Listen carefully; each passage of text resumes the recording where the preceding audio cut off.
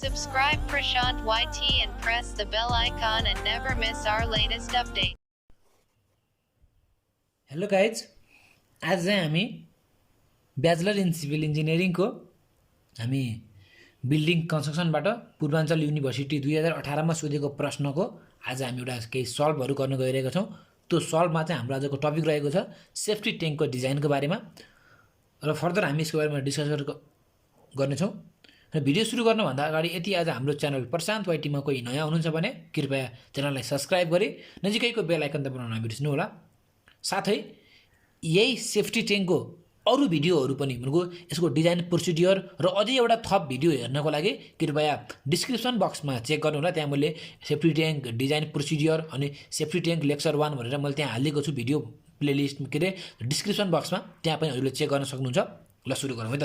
यो क्वेसनले के भनेको छ भन्दाखेरि डिजाइन अफ सेफ्टी ट्याङ्क, एउटा सेफ्टी ट्याङ्कको डिजाइन गर्नु पर्यो र डिजाइन भन्ने बित्तिकै हेर्नु है, कुनै पनि हाम्रो एउटा सेफ्टी ट्याङ्क होस् अथवा सोकपिट होस् अथवा यस्तै हाम्रो अरू केही होस् भनेको जुन हामीले डिजाइन गर्न गइरहेका छौँ, त्यो डिजाइन एउटा कुनै पनि हामीले सेफ्टी ट्याङ्क अथवा हामीले पछि हामीले मानिलिउँ पछि हामीले आरसिसीहरूतिर हामीले एउटा कोलम डिजाइन गर्नुपर्छ, बिम डिजाइन गर्नुपर्छ, त्यो गर्ने क्रममा हामीले डिजाइन भन्ने बित्तिकै लेन्थ ब्रेथ र हाइट हामीले मेन निकाल्नु पर्ने, लेन्थ ब्रेथ र हाइट। र कहिलेकाहीँ हाम्रो हाइट नभएको केसमा लेन्थ र ब्रेथ त्यस्तो पनि हामीले निकाल्नु पर्ने केस हुन्छन्।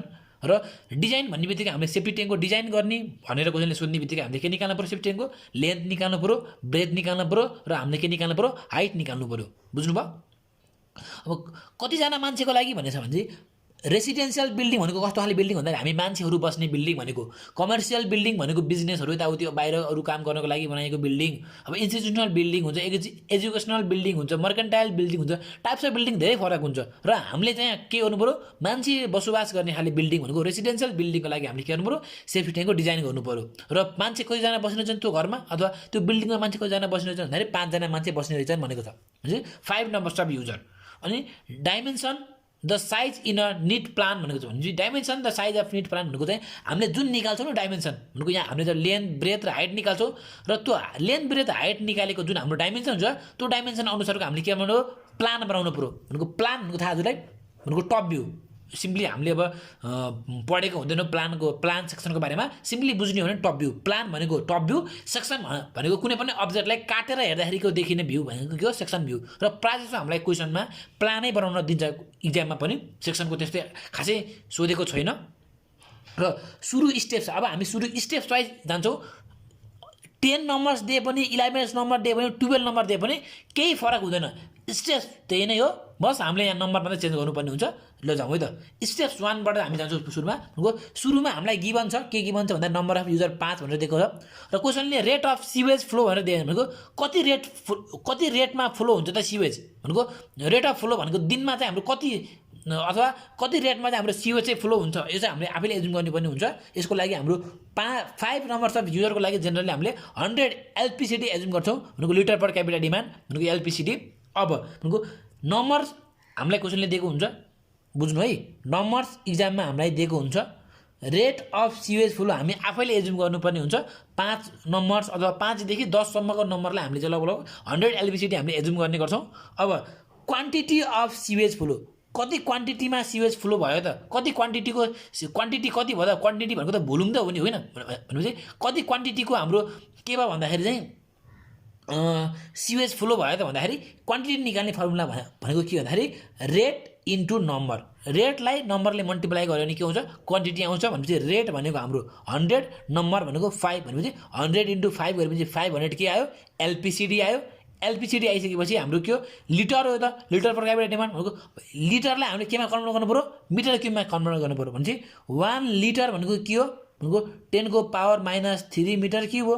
भनेपछि -3 भनेको तल आयो भनेपछि 500 अपन 1000 गरिसकेपछि यो केमा आयो, मिटर क्युब पर डेमा आयो। भनेपछि हाम्रो भनेको 0.5 मिटर क्युब पर डे भनेको के हो भन्दाखेरि क्वान्टिटी अफ सिवेज फ्लो। बुझ्नुभयो? क्वान्टिटी अफ सिवेज फ्लो निकाल्ने फर्मुला भनेको रेट इन्टु नम्बर्स। यति भइसकेपछि अब हामीले के गर्छौँ, डिटेन्सन टाइम हामीले एजुम गर्नुपर्ने हुन्छ। र जहिले पनि हामीले डिटेन्सन टाइम एजुम गर्नुपर्ने हुन्छ र एजुम गर्ने क्रममा हाम्रो डिटेन्सन टाइम चाहिँ हामीले 1 देखि 3 डेको बिचमा एजुम गर्नुपर्ने हुन्छ। हजुरले यहाँ 2 राखे पनि बिग्रिदैन।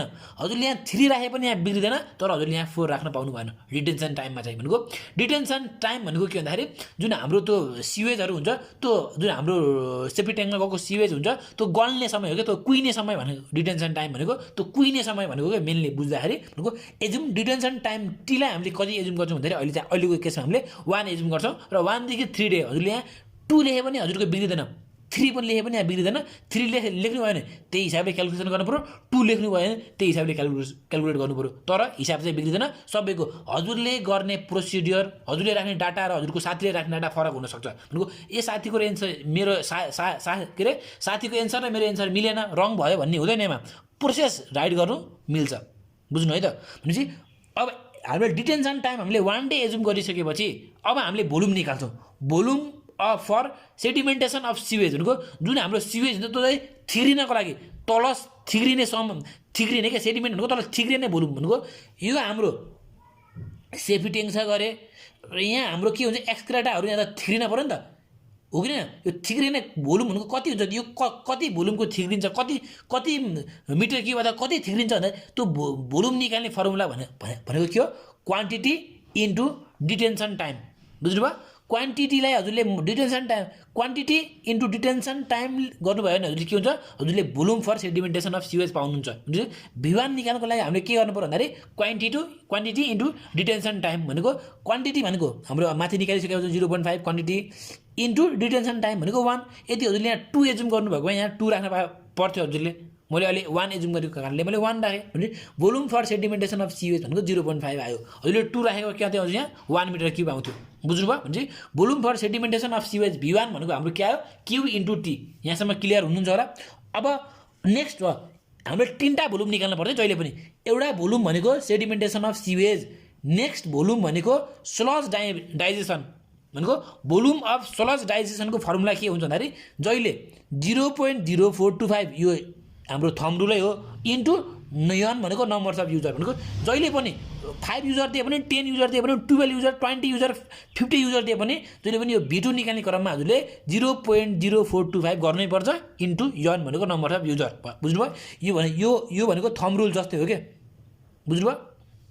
भनेपछि 0.0425 इन्टु नम्बर अफ युजर भनेको 5 हो कि होइन। क्वेसनले दिएको त हाम्रो 5 नै 5 युजर्सको लागि हामीले सेफ्टी ट्याङ्कको डिजाइन गर्नुपर्ने थियो नि त। त्यही भएर चाहिँ नम्बर अफ युजर यन भनेको 5 आयो भने यसलाई मल्टिप्लाई गर्दा हाम्रो के आयो, यो भ्यालु आयो। केमा आयो, मिटर क्युब भन्नु। भोल्युम भन्नु त्यो मिटर क्युबमा आउँछ। युनिट पनि हजुरले ख्याल गर्नु है। डिटेन्सन टाइम भन्नु भने 1 डे गर्नु होला डेमा, यो भोल्युम भन्नु भने मिटर क्युबमा गर्नु होला। बुझ्नुभयो। अब हामीले भोल्युम 3 निकाल्ने क्रममा हामीले स्लजिङ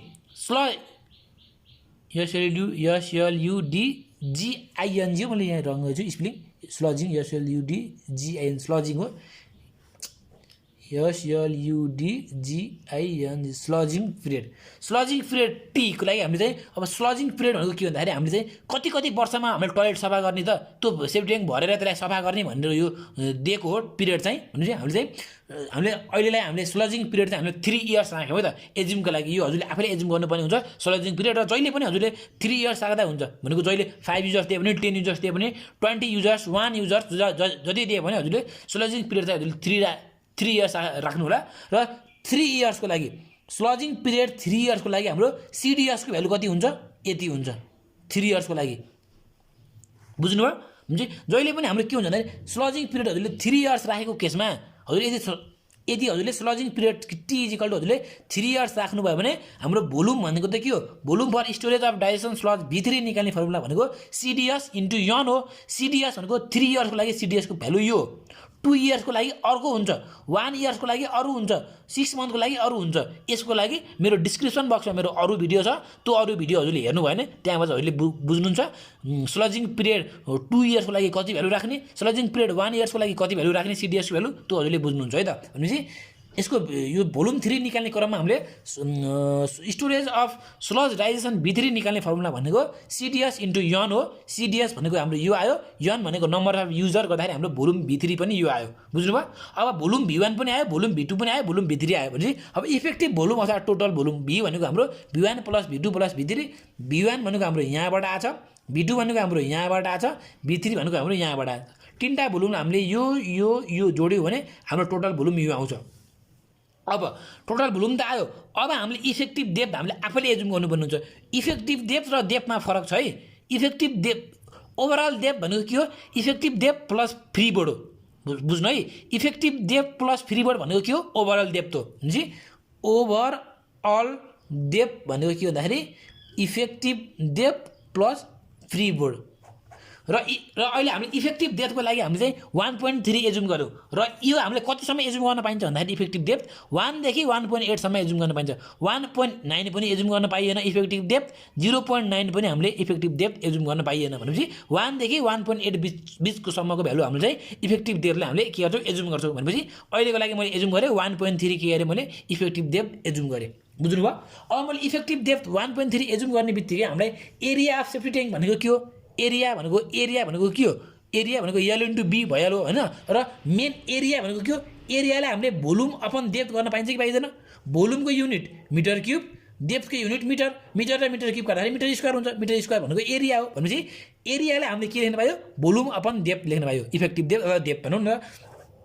भनेपछि भोल्युम त हाम्रो कहाँबाट आयो, भोल्युम यो आयो, बी डी यो भने यो अपन यो गरिसकेपछि हाम्रो एरिया आयो कि आएन भनेपछि भोल्युम अपन डेप्थ गरिसकेपछि हाम्रो के आयो, एरिया आयो भनेपछि एरिया मेरो यसरी के आयो, एरिया अफ सेफ्टी ट्याङ्क भनेको A equal to B by D गरेँ मैले। भोल्युम हामीले उता ओभरअल भोल्युम निकालेको छौँ, इफेक्टिभ डेप्थ गरेर हाम्रो के आयो, एरिया भनेको समथिङ यदि मिटर स्क्वायर आयो, बुझ्नुभयो।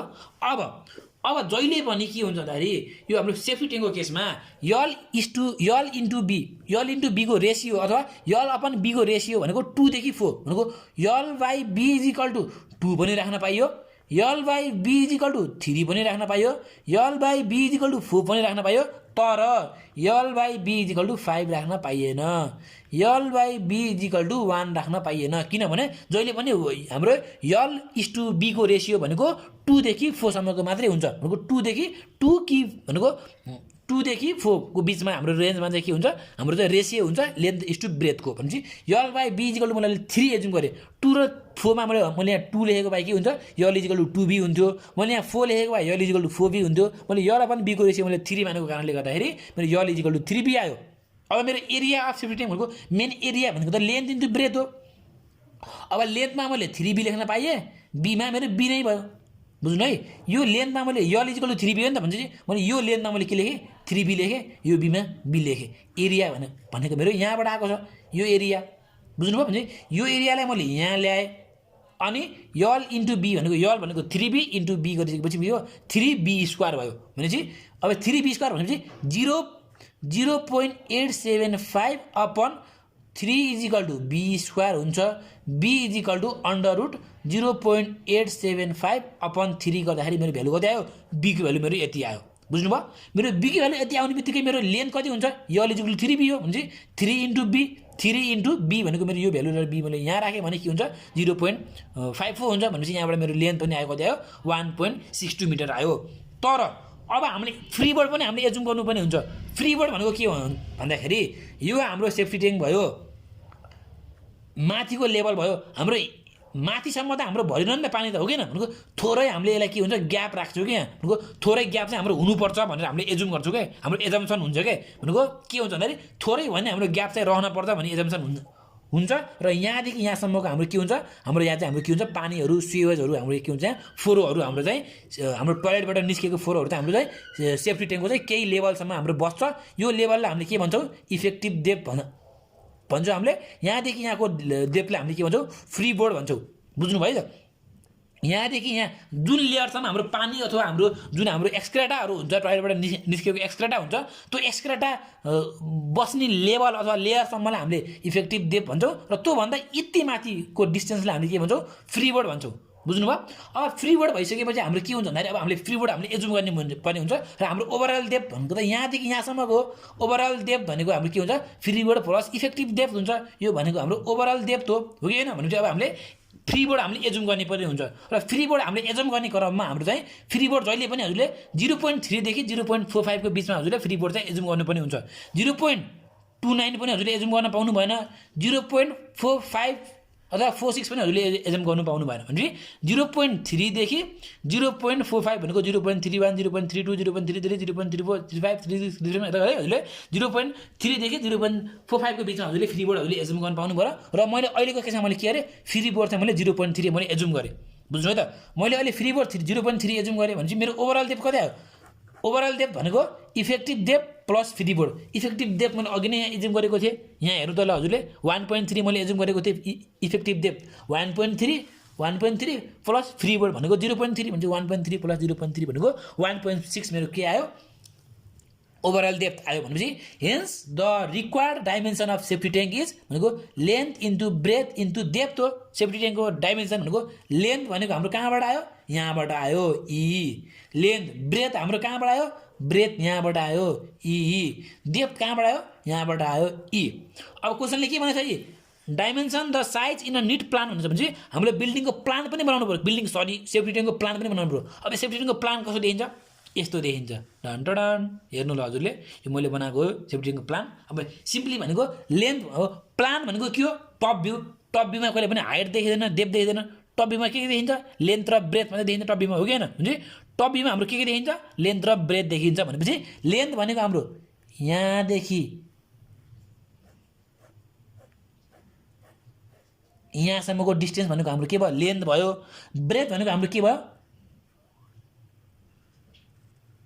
यहाँदेखि यहाँसम्मको डिस्टेन्स भनेको हाम्रो के भयो ब्रेथ भयो बुझ्नुभयो भने चाहिँ लेन्थ इन्टु ब्रेथ भनेपछि अब हेर्नु भने चाहिँ लेन्थ भनेको हाम्रो यति आयो ब्रेथ भनेको हाम्रो यति आयो र हाम्रो के हुन्छ सेफ्टी ट्याङ्कमा जहिले पनि बाफल वाल भन्ने हुन्छ बिचमा एउटा वाल लगाएको हुन्छ त्यो वाललाई हामीले के भन्छौँ बाफल वाल भन्छौँ अब सेफ्टी ट्याङ्क भित्र पुग्नु पऱ्यो कहिलेकाहीँ मान्छेले सफा गर्नु पऱ्यो हो कि नै मेसिन नभएको बेलामा सफा गर्नु पऱ्यो नि त कसरी हिसाब भने चाहिँ यहाँ हाम्रो के हुन्छ फलामको एउटा के हुन्छ स्टेप्स हुन्छ भनेको भर्याङ जस्तो हुन्छ फलामको भर्याङ यो हाम्रो प्लानमा देखाउन मिल्छ है त्यही भएर मैले यो आइरन भनेको फलामको फुट स्टेप भनेको भर्याङ अब के हुन्छ एउटा चाहिँ इनलेट पाइप हुन्छ भनेको टोयलेटबाट निस्केको फोरो यहाँबाट छिर्छ र फोरो फाल्नको लागि हामीले पम्पबाट अथवा पम्पिङबाट फाल्नको लागि हाम्रो एउटा के हुन्छ यहाँबाट एउटा के हुन्छ पाइप हुन्छ भनेपछि यसलाई के भन्छ हामीले यसलाई भन्छौँ हामीले इनलेट यसलाई भन्छौँ हामीले आउटलेट भनेपछि अब यो बाहिरको के हो प्लास्टरिङ भित्रको के हो ब्रिक लेइङ सुन्नु है यो बाहिरको जुन चाहिँ डट डट डट डट छ नि यो डट डट डट यो भनेको प्लास्टरिङ भित्रको भनेको ब्रिक मेसनरी भनेको यस्तो यस्तो यस्तो यस्तो देख्यो नि यो भनेको brick masonry dot dot dot दिएको भनेको प्लास्टरिङ बाहिरको प्लास्टरिङ प्लस भित्रको के हो यो ब्रिक लेङ प्लस सानो यो देख्नु मैले यो भनेको यो हाम्रो के हो यसमा हामीले के गर्छौँ भन्दाखेरि यसमा पनि हामीले प्लास्टरिङै गर्छौँ भनेको भित्र सर्फेस प्लास्टरिङ बिचमा ब्रिक लेङ फेरि बाहिर के हुन्छ प्लास्टरिङ भनेपछि यो भनेको के हो हाम्रो सेफ्टी ट्याङ्कको सिम्पल एउटा डिजाइन हो भनेको प्लान हो भनेपछि प्लान अफ सेफ्टी ट्याङ्क भनेपछि हजुरले चाहिँ यो क्वेसन 8 मार्क्समा कहिले 12 मार्क्समा सोधेको हुन्छ भनेको 12 मार्क्समा 8 मार्क्स सोध्नुको लागि जम्मा 2 पेज हो केही पनि छैन यो प्रोसेस हजुरले यही प्रोसेस हजुरले फलो गर्नुभयो भने मजासँग हजुरले चाहिँ यहाँसम्म हजुरले पुग्न सक्नुहुन्छ 8 मा 8 12 मा 12 हजुरले मजासँग ल्याउन सक्नुहुन्छ है त भनेपछि भिडियो मन पर्छ भने भिडियोलाई लाइक गरिदिनु होला हाम्रो च्यानल प्रशान्त वाडीलाई सब्स्क्राइब गरिदिनु होला र यही बिल्डिङ कन्स्ट्रक्सनको युनिट 1 को जुन हाम्रो कन्डक्टिभिटी रेसिस्टिभिटीको छ त्यसको पनि मैले युट्युब च्यानलमा मैले भिडियो हालिसकेको छु बिल्डिङ कन्स्ट्रक्सनको प्लेलिस्ट बनाएर मैले हालेको छु त्यहाँ मैले हाम्रो स्टेयरकेस डिजाइनको पनि मैले भिडियो हालेको छु त्यो मेरो भिडियो हजुरले हेर्न सक्नुहुन्छ त्यो लेसन 1 को हाम्रो जुन थर्मल कन्डक्टिभिटी रेसिस्टेन्स को हाम्रो के छ त्यहाँबाट त्यसको न्युमेरिकल पनि हजुरले हेर्न सक्नुहुन्छ हस्त धन्यवाद goodbye take care Subscribe Prashant YT